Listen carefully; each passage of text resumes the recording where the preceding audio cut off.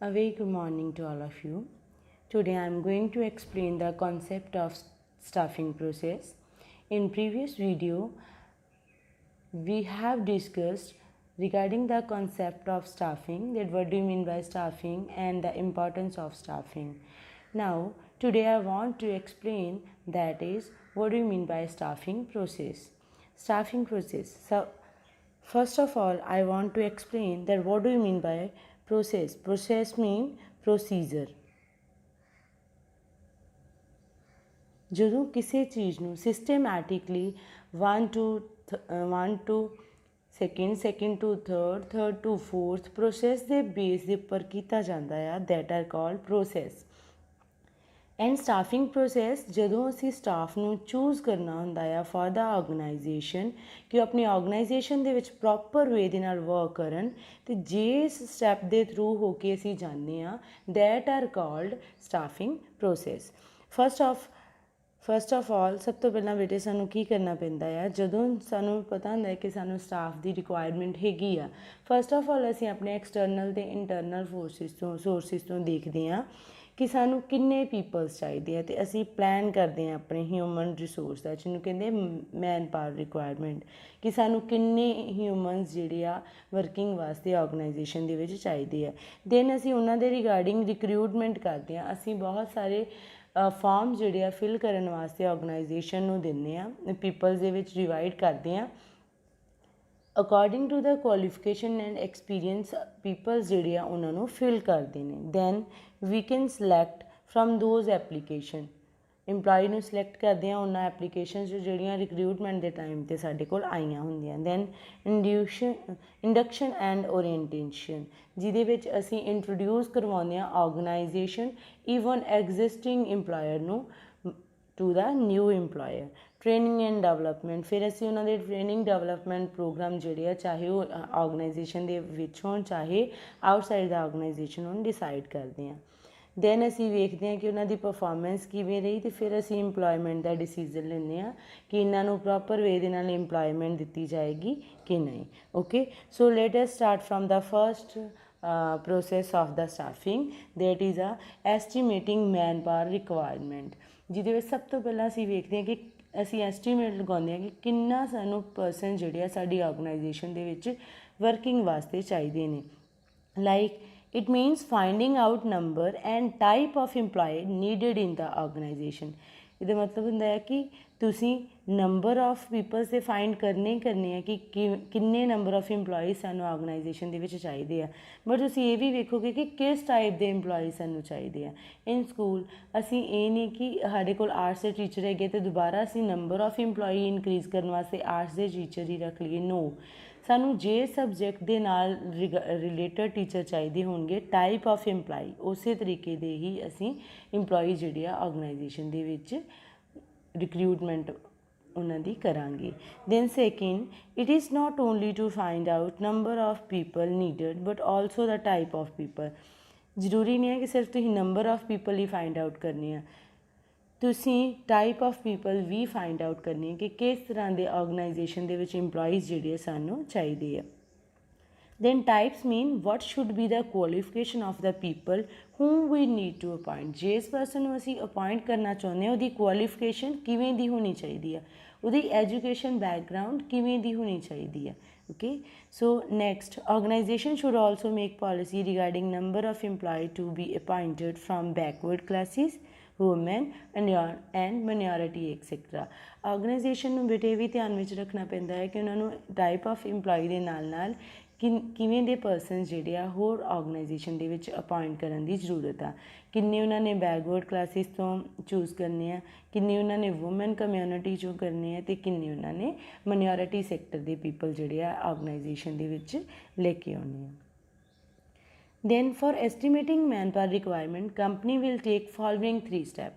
ਉਹ ਕਿਹੜੇ step use ਕਰਦੀ ਹੈ, that is man load analysis, work load analysis, workforce analysis, comparison, both to find out the requirement. first of all, work load analysis, ਜਿਹਦੇ ਵਿੱਚ ਬੇਟੇ ਵੇਖਿਆ ਜਾਂਦਾ ਹੈ ਕਿ ਇੱਕ ਪੀਪਲ ਜਿਹੜਾ ਵਰਕ ਕਰਦਾ ਪਿਆ ਆ ਉਹਦੇ ਉੱਪਰ ਕਿੰਨਾ ਲੋਡ ਹੈਗਾ ਆ, ਉਹ ਕਿੰਨਾ ਵਰਕ ਕਰਦਾ ਪਿਆ ਆ, ਉਹ ਓਵਰਬਰਡਨ ਤਾਂ ਨਹੀਂ ਹੈਗਾ, ਓਕੇ। ਅਗਰ ਇਹੀ ਵੇਖਿਆ ਜਾਂਦਾ ਹੈ ਕਿ ਵਰਕਲੋਡ ਦੇ ਵਿੱਚ ਕੰਮ ਕਿੰਨਾ ਪਰਸਨ ਦੇ ਵਿੱਚ ਕੰਮ ਇੱਕ ਪਰਸਨ ਕੰਮ ਕਿੰਨਾ ਕਰ ਸਕਦਾ ਹੈ। ਓਕੇ, ਦੇਖਾਂਗੇ ਕਿ ਜੇਕਰ ਇੱਕ ਪਰਸਨ ਆ ਉਹ 8 ਆਵਰਸ ਜਿਹੜਾ ਵਰਕ ਕਰ ਸਕਦਾ ਤੇ ਉਹ 8 ਆਵਰ ਹੀ ਕਰਦਾ ਪਿਆ, ਉਹ 10 ਆਵਰ ਜਾਂ 11 ਆਵਰ ਵਰਕ ਤਾਂ ਨਹੀਂ ਕਰਦਾ ਪਿਆ। That R called workload analysis and workforce analysis. ਕਿ ਫਿਰ ਅਸੀਂ ਉਹਨੂੰ ਵੇਖਾਂਗੇ ਕਿ ਪਰਸਨ ਨੂੰ ਵਰਕ ਕਿੰਨਾ ਦਿੱਤਾ ਜਾ ਰਿਹਾ ਆ, ਉਹਨੂੰ 8 ਆਵਰਸ ਤੋਂ ਜ਼ਿਆਦਾ ਦਿੱਤਾ ਜਾ ਰਿਹਾ ਜਾਂ 8 ਆਵਰਸ ਤੋਂ ਘੱਟ ਦਿੱਤਾ ਜਾਂਦਾ ਆ, ਉਹ ਓਵਰ ਬਰਡਨ ਤਾਂ ਨਹੀਂ ਹੈ ਜਾਂ ਅੰਡਰ ਬਰਡਨ ਤਾਂ ਨਹੀਂ ਹੈ। ਫਸਟ ਆਫ ਆਲ ਅਸੀਂ ਵਰਕਲੋਡ ਦੇ ਵਿੱਚ ਵੇਖਦੇ ਹਾਂ ਕਿ ਇੱਕ ਪਰਸਨ ਨੂੰ ਕਿੰਨਾ ਕੁ ਕੰਮ ਦਿੱਤਾ ਜਾਏਗਾ, ਪਰ ਵਰਕਫੋਰਸ ਦੇ ਵਿੱਚ ਅਸੀਂ ਮੈਨ ਦੀ ਰਿਕੁਆਇਰਮੈਂਟ ਵੇਖਦੇ ਹਾਂ ਕਿ ਉਹਨੂੰ ਕਿੰਨਾ ਕੰਮ ਦਿੱਤਾ ਜਾ ਰਿਹਾ ਹੈ, ਉਹਨੂੰ ਜ਼ਿਆਦਾ ਤਾਂ ਨਹੀਂ ਦਿੱਤਾ ਜਾ ਰਿਹਾ ਜਾਂ ਉਹਨੂੰ ਘੱਟ ਤਾਂ ਨਹੀਂ ਦਿੱਤਾ ਜਾ ਰਿਹਾ। ਦੈਨ ਅਸੀਂ ਕੀ ਕਰਦੇ ਹਾਂ, ਕੰਪੇਅਰਿੰਗ ਬੋਥ ਟੂ ਫਾਈਂਡ ਆਊਟ ਰਿਕੁਆਇਰਮੈਂਟ। ਫਿਰ ਅਸੀਂ ਦੋਨਾਂ ਨੂੰ ਕੰਪੇਅਰ ਕਰਦੇ ਹਾਂ ਕਿ ਇੰਨੇ ਸਾਡੇ ਕੋਲ ਇੰਪਲੋਈ ਹੈਗੇ ਨੇ, ਇੰਨੇ 8 ਆਵਰ ਵਰਕ ਕਰਦੇ ਪਏ ਨੇ, ਇੰਨੇ ਜ਼ਿਆਦਾ ਆਰ ਵਰਕ ਕਰਦੇ ਪਏ ਨੇ। ਹੁਣ ਜਿਹੜੇ ਜ਼ਿਆਦਾ ਆਰ ਵਰਕ ਕਰਦੇ ਪਏ ਨੇ ਉਹਨਾਂ ਪੀਪਲ ਦੇ ਕੰਮ ਨੂੰ ਰਿਡਿਊਸ ਕਰਨ ਵਾਸਤੇ ਅਸੀਂ ਕੰਪੈਰੀਜ਼ਨ ਕਰਦੇ ਹਾਂ, ਸੋ ਦੈਟ ਸਾਨੂੰ ਪਤਾ ਚੱਲ ਸਕੇ ਕਿ ਸਾਨੂੰ ਸਾਡੀ ਆਰਗੇਨਾਈਜੇਸ਼ਨ ਦੇ ਵਿੱਚ ਕਿੰਨੇ ਪੀਪਲ ਜਿਹੜੇ ਉਹ ਰਿਕੁਆਇਰਡ ਹੈਗੇ ਨੇ। Okay, so that R the 3 steps which a company take at the time of estimating manpower requirement. So next process, that is a recruitment. Recruitment means when person apply for the job position. Okay, so it is process of inducing the people to apply for the job in the organization. एक वो process ਹੁੰਦਾ ਹੈ ਜਿਹਦੇ ਵਿੱਚ ਅਸੀਂ ਬਹੁਤ ਸਾਰੇ peoples ਨੂੰ ਦੇਖਣਾ ਹੁੰਦਾ ਆ ਜਿਹੜੇ ਕਿ ਜੌਬ ਆਰਗੇਨਾਈਜੇਸ਼ਨ ਦੇ ਵਾਸਤੇ ਜੌਬ ਆਰਗੇਨਾਈਜੇਸ਼ਨ ਵਿੱਚ ਜੌਬ ਵਾਸਤੇ ਅਪਲਾਈ ਕਰਦੇ ਨੇ। Manager try that more and more people should apply the job. Manager ਇੱਕ ਅਟਰੈਕਟਿਵ ਜੌਬ ਐਡਵਰਟੀਜ਼ਮੈਂਟ ਜਿਹੜੀ ਉਹ ਪ੍ਰੋਵਾਈਡ ਕਰਵਾਉਂਦੇ ਆ in the outside of the organisation, so that ਜ਼ਿਆਦਾ ਤੋਂ ਜ਼ਿਆਦਾ ਪੀਪਲ ਜਿਹੜੇ ਆ ਜੌਬ ਵਾਸਤੇ ਅਪਲਾਈ ਕਰਨ। So that organisation get more choice, select better coordination. ਜ਼ਿਆਦਾ ਪੀਪਲਸ ਜਿਹੜੇ ਆ ਆਰਗੇਨਾਈਜੇਸ਼ਨ ਦੇ ਵਿੱਚ ਅਗਰ ਆਣ ਕੇ ਅਪਲਾਈ ਕਰਨਗੇ ਤੇ ਆਰਗੇਨਾਈਜੇਸ਼ਨ ਕੋਲੋਂ ਬਹੁਤ ਸਾਰੀਆਂ ਚੋਇਸ ਹੋਣਗੀਆਂ to select the better candidate in the organisation.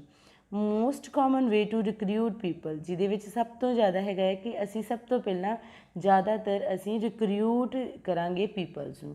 Recruit ਕਰਾਂਗੇ ਮਤਲਬ ਬਹੁਤ ਸਾਰੇ ਐਪਲੀਕੇਸ਼ਨ ਫਾਰਮਸ ਜਿਹੜੇ ਆ ਉਹ ਪੀਪਲਸ ਨੂੰ ਫਿਲ ਕਰਨ ਵਾਸਤੇ ਦੇਵਾਂਗੇ ਜਿਹਦੇ ਵਿੱਚ ਨੰਬਰ ਆਫ ਇੰਪਲੋਈਜ਼ ਜਿਹੜੇ ਜ਼ਿਆਦਾ ਹੋਣਗੇ ਅਤੇ ਆਪਣੀ ਕੁਆਲੀਫਿਕੇਸ਼ਨ ਐਕਸਪੀਰੀਅੰਸ ਸ਼ੋਅ ਕਰਦੇ ਹੋਏ ਸਾਨੂੰ ਬਹੁਤ ਸਾਰੀਆਂ ਐਪਲੀਕੇਸ਼ਨ ਜਿਹੜੀਆਂ ਉਹ ਫਿਲ ਕਰਕੇ ਦੇਣਗੇ।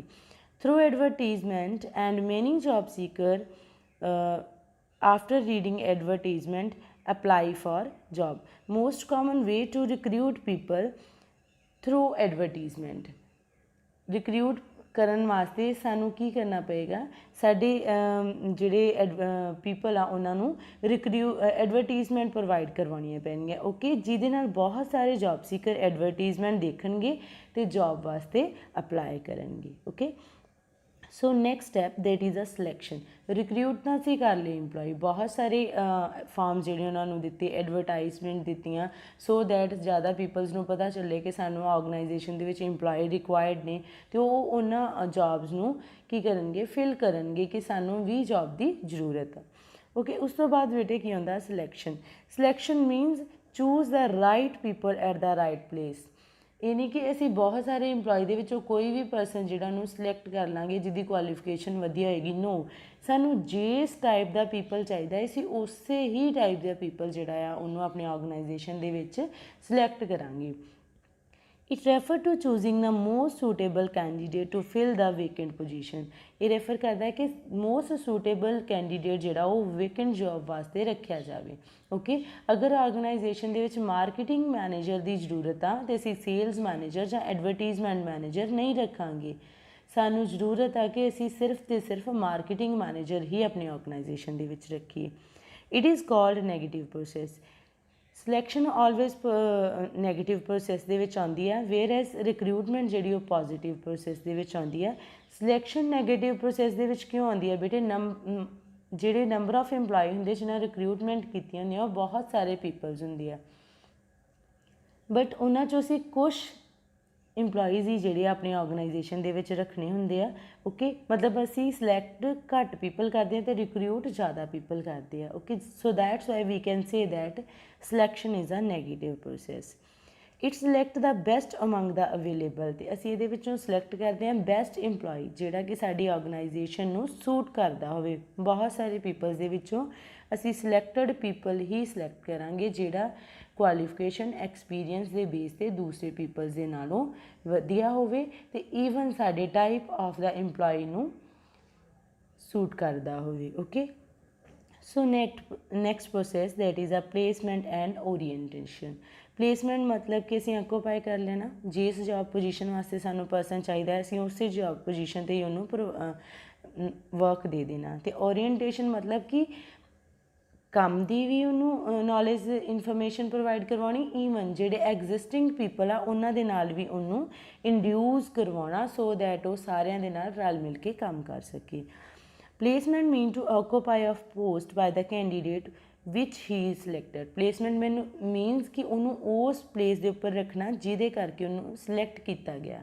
Okay, and orientation refer to introducing of new employee to the existing employee in the large organisation.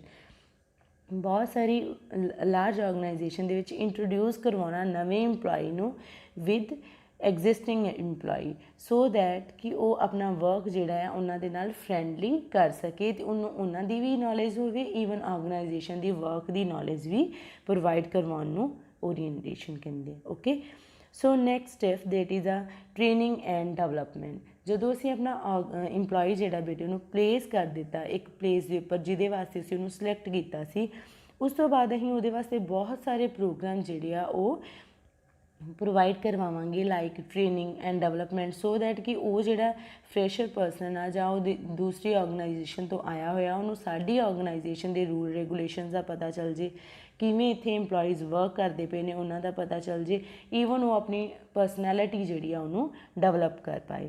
Organization always provide training and development course to the employee so that they improve their working and also increase their skill। ਉਹਨੂੰ training development ਇਸ ਕਰਕੇ provide ਕਰਵਾਈ ਜਾਂਦੀ ਹੈ so that ਕਿ ਆਪਣੀ working ਨੂੰ ਵੀ improve ਕਰ ਪਾਵੇ ਅਤੇ ਆਪਣੀਆਂ ਸਕਿੱਲਸ ਨੂੰ ਵੀ ਇੰਪਰੂਵ ਕਰ ਪਾਵੇ with the help of training by running the organization.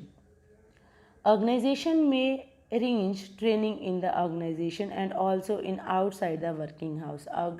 Organization ਜਿਹੜੀ ਆ ਉਹ ਟ੍ਰੇਨਿੰਗ ਹਮੇਸ਼ਾ ਅਰੇਂਜ ਕਰ ਸਕਦੀ ਹੈ in between the organization and also outside the working house। okay, so ਉਹ ਮੈਥਡਸ ਆਫ ਟ੍ਰੇਨਿੰਗ ਦੇ ਵਿੱਚ ਆਉਂਦਾ ਆ ਬੇਟੇ ਕਿ ਔਨ ਦਾ ਜੋਬ ਟ੍ਰੇਨਿੰਗ ਕਿਹੜੀਆਂ ਹੁੰਦੀਆਂ ਨੇ ਅਤੇ ਆਫ ਦਾ ਜੋਬ ਟ੍ਰੇਨਿੰਗ ਕਿਹੜੀਆਂ ਹੁੰਦੀਆਂ ਨੇ। Okay, so on the job training ਕਿਹੜੀਆਂ ਹੁੰਦੀਆਂ ਜਿਹੜੀਆਂ ਜੋਬ ਕਰਦੇ ਵਕਤ ਸਾਨੂੰ ਟ੍ਰੇਨਿੰਗ ਜਿਹੜੀ ਪ੍ਰੋਵਾਈਡ ਕਰਵਾਈ ਜਾਂਦੀ, but of the job training ਜਦੋਂ ਸਾਨੂੰ ਇਨਵਾਇਰਮੈਂਟ ਅਤੇ ਜੋਬ ਪੋਜੀਸ਼ਨ ਵਰਗਾ ਹੀ ਦਿੱਤਾ ਜਾਂਦਾ ਆ ਬਟ ਉਹਦੇ ਵਿੱਚ ਜੋਬ ਨਹੀਂ ਚੱਲਦੀ ਪਈ ਹੁੰਦੀ, ਅਸੀਂ ਸਿਰਫ ਅਤੇ ਸਿਰਫ ਆਪਣੇ ਬਿਹਾਫ 'ਤੇ ਟ੍ਰੇਨਿੰਗ ਜਿਹੜੀ ਉਹ ਲੈਂਦੇ ਹਾਂ। ਸੋ ਇਹ ਸੀਗੇ ਬੇਟੇ ਤੁਹਾਡੇ ਪ੍ਰੋਸੈਸ ਆਫ ਸਟਾਫਿੰਗ। ਇਹਦੇ ਰਿਗਾਰਡਿੰਗ ਇਹਦੇ ਰਿਲੇਟਡ ਅਗਰ ਤੁਹਾਨੂੰ ਕੋਈ ਵੀ ਪ੍ਰੋਬਲਮ ਹੋਵੇ ਤੁਸੀਂ ਮੈਨੂੰ ਪੁੱਛ ਸਕਦੇ ਹੋ। Okay, and thanks and have a nice day.